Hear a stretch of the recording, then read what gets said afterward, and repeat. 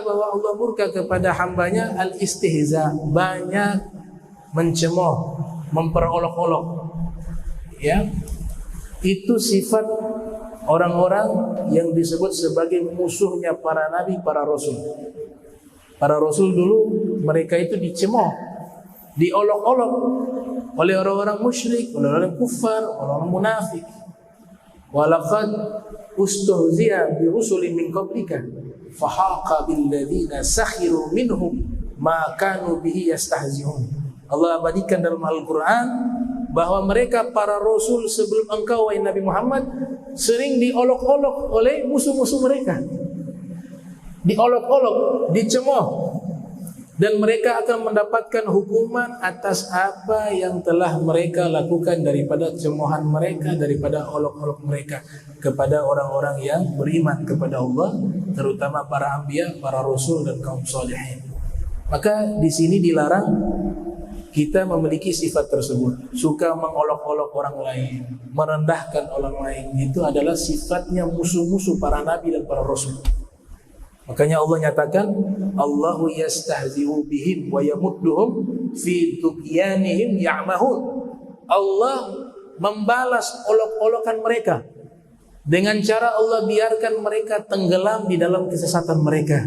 Disebutkan di dalam Al-Qur'anil Karim. Nah, orang memperolok-olok biasanya musuhnya Nabi Muhammad sallallahu alaihi wasallam, adu Nabi. Itu mereka lewat mizah. Mereka buat semacam candaan, tapi isinya merendahkan Nabi Muhammad. Sangat disayangkan kalau ada umat Islam merendahkan Nabi Muhammad. Karena ini hanya terjadi di masa Nabi Muhammad hidup. Itu juga adalah orang-orang musyrik. Itu adalah orang-orang munafik. Itulah orang kufar. Tapi kalau orang muslim tidak ada di zaman Nabi yang berani memperolok-olok Nabi. Hanya ada di zaman kita. Maka sangat disayangkan hal itu. Oleh sebab itu Allah Ta'ala memfirmankan kepada Nabi lewat wahyunya. Nabi bersabda di dalam hadis yang diriwayatkan oleh Ibnu Hibban di dalam sahihnya, Iyaka wa kathrata dhahiki fa innahu yumitu qalbah wa yadhhabu binuril wajhi. Hindarilah kalian banyak tertawa. Kita tidak dilarang tertawa, tapi yang dilarang banyak tertawa. Kita tidak dilarang bermain, menghibur hati, tapi yang dilarang banyak bermain. Berlebihan di dalam tertawanya, berlebihan di dalam bermainnya, itu mematikan hati, kata Nabi SAW, dan juga menghilangkan cahaya wajah.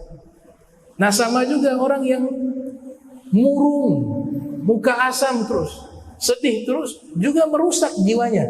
Kita disuruh tawassut, tengah-tengah. Min husnil khuluqi rajuli an yuhaddisa sahibahu wa huwa yuqbilu alaihi biwajhi. Daripada akhlak yang baik ketika berbicara dengan sahabatnya, dengan kawannya, dia sambil mengeluarkan senyuman di hadapan saudaranya. Itu termasuk akhlak yang baik, kata salah satu ulama. Oleh sebab itu banyak tertawa mematikan hati, banyak murung juga sama. Nanti kan dibenturkan. Kalau banyak tertawa, kan itu menghibur hati. Nah, larangannya dua. Murung juga, banyak murung merusak hati juga. Banyak tertawa juga merusak hati.